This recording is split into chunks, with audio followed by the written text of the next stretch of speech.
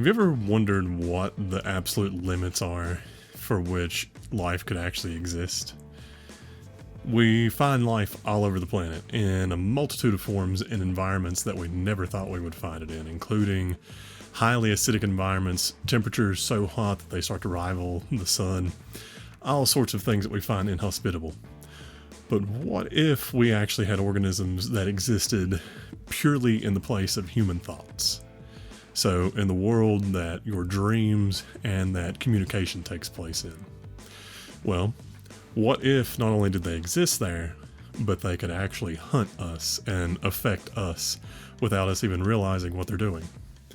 That is one of the premises for the primary antagonist of the Raw Shark texts.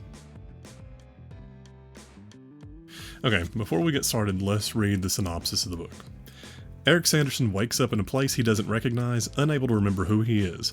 All he has left are journal entries recalling Cleo, a perfect love now gone. As he begins to piece his memories back together, Eric finds that he is being hunted by a creature that moves in language, that swims through the currents of human interaction. With the help of his cynical cat Ian, Eric must search for the Ludovician, the force that is threatening his life, and Dr. Trey Fedoris, the only man who knows the truth. That actually does a pretty adequate job describing what the primary events are in the Raw Shark texts. So, won't kind of dispute that like I did with House of Leaves. But, speaking of House of Leaves, I always like to explain why I came across a book, what made that book appealing to me. When I finished reading House of Leaves, I desperately wanted to read a few books that also sort of bent the idea of what consuming literature meant, that would follow along the lines of doing something different with that literature. And whenever I would search around and try to find recommendations, one book that consistently popped up was the Raw Shark texts. This was the first one I decided to read in pursuit of finding another author that does something akin to House of Leaves. And I'll tell you right off the bat, if that is also what is leading you to look for this book, probably want to look elsewhere. To be completely honest, I've read a good chunk of the recommendations that I saw for follow-up to House of Leaves so far, and the only ones that I've actually started finding that really follow any sort of similar pattern at all is more stuff from Daniel Lusky, so in this case, The Familiar. So if that is what has drawn you here, probably look elsewhere. However, this is still a good book, and what a lot of people I think are making the comparison with House of Leaves is that occasionally you'll find little things like this that are basically pictures made of text. Any of you that are old enough to remember the old ASCII art that used to pop up all over the place on the internet, similar idea, but actually fits within the text. I'm not going to show you too many pictures of the stuff that actually happens in the text itself, because there's some pretty cool things that he does with that, but nowhere near the textual manipulation that happens in House of Leaves. That being said, if we take the House of Leaves comparison out of it, and we just start looking at the Raw Shark text as a book on its own, it's very much worth reading. Another place that I found this popping up was recommendations for horror books, and I will tell you now, that is not an accurate description of this. Even one of the quotes on the back: a horror dystopic philosophical mashup that has critics drawing comparisons to Borges.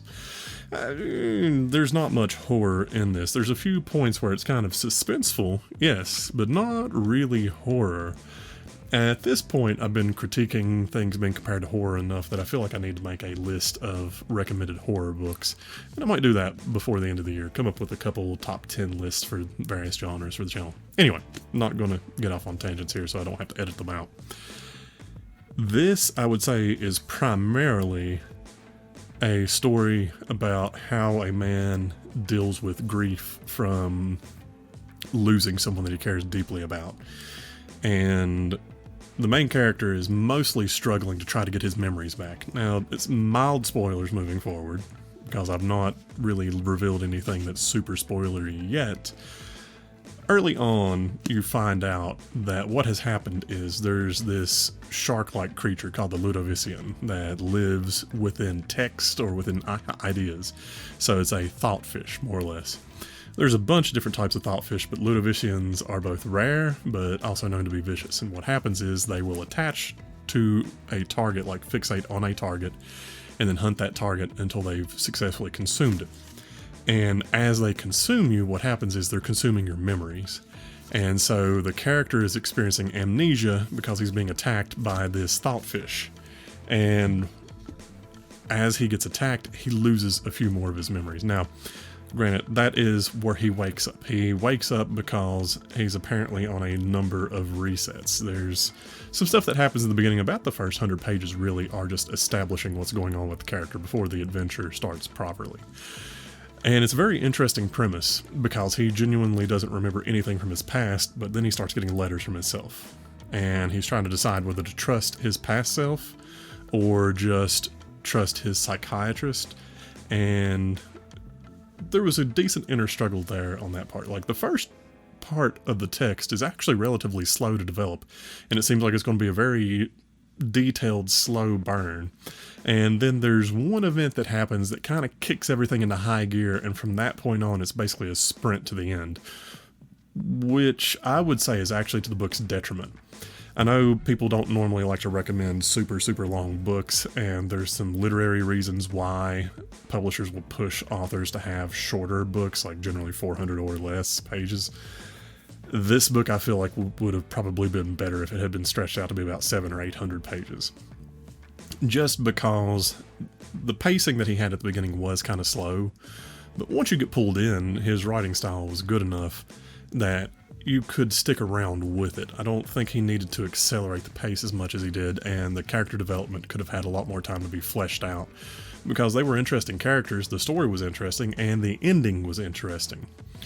So it's a good book, it's a solidly written book, and it's a different experience, so it's worth checking out. There is one critique I have, and that's that the ending feels a little bit too predictable. Mega spoilers here, if you don't want to have any spoilers at all. He makes a comparison to Jaws, and if you're familiar at all with the Jaws movie, he does that comparison just before events play out exactly, well, not to the T because it's not the same character, but if you know how the original Jaws ended, then you know how a certain sequence is actually going to happen. And it was too on the nose. I thought the Jaws comparison was just going to be sort of a passive one-off joke, and as the pages kept going, I'm like, oh no, this is just an exact recreation of the events from Jaws.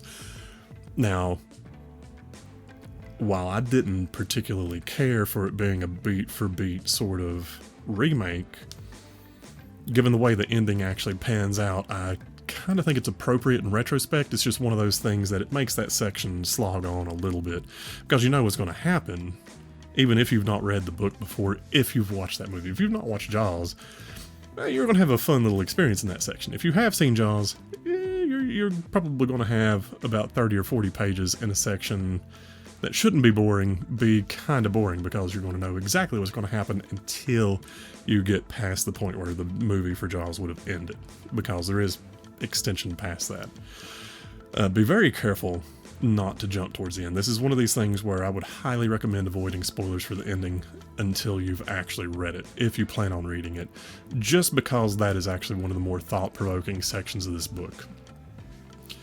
It's a good book. It's well written. There's some pacing issues, but there's pacing issues with almost every book at some point or another, if we're honest. There's very few books that kind of grip you and keep you going from beginning to end. Even some of my favorite books have very bad pacing issues at points. So, I don't know. I wouldn't... It's hard for me to hold that against a novel, because there are points where sometimes you just got to do character development. And that can happen in an interesting way, but other times it seems to sort of slow things down a bit. And in this case, in this book, it does slow it down a bit, but those slow sections are really important, and you actually get to appreciate them by the end.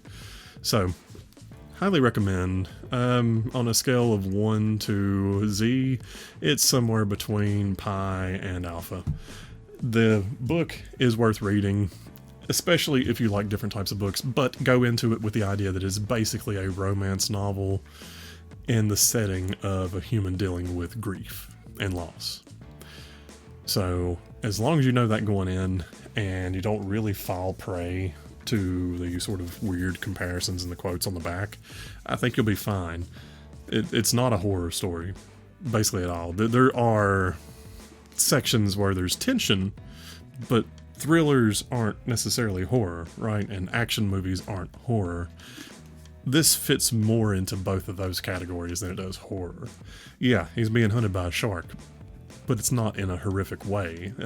As a matter of fact, I don't really feel like there's too many moments other than towards the end where you really feel like he's in genuine danger. So think of this as more about figuring out what happened to him, what his relationship was in the past, why he did what he did. And you don't actually get answers to all of those questions, which is actually one of the reasons why it is a good book, because it doesn't feel the need to answer every question you have. It lays out a story, and it lets the pieces fall into place naturally when they do.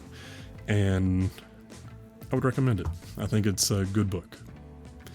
Anyway, that is my thoughts on The Raw Shark Texts by Stephen Hall. Yet again, recommend it. Have a good night, and enjoy your reading.